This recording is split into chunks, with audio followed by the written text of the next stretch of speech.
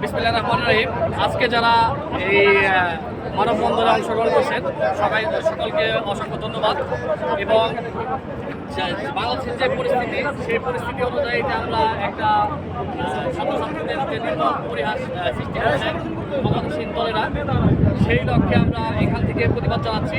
আমরা সকলে ছাত্রছাত্রীদের সঙ্গে আছি এবং একতা প্রকাশ করছি।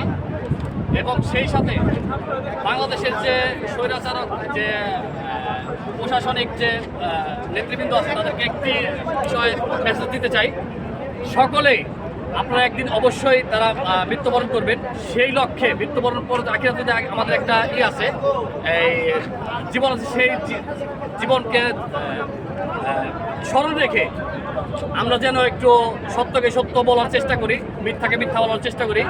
এখন যে বর্তমান যে সেনাবাহিনীর চুপ আছে আমাদের বাংলাদেশের, সেই সেনাবাহিনীদেরকে একটা অনুরোধ করব, আপনারা একটা দেশের মূল প্রশাসনিক ভূমিকা পালন করেন। শুধু একজন একত্রতাভাবে তো এই দেশ চলতে পারে না।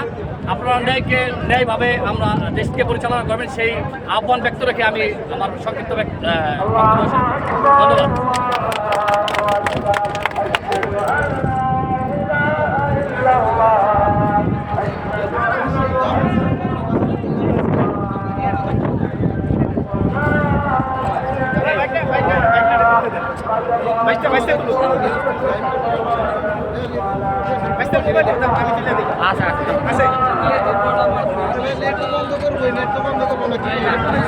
আমাদের মনের ভাই, ধন্যবাদ ভাই, ধন্যবাদ লাইক করার জন্য।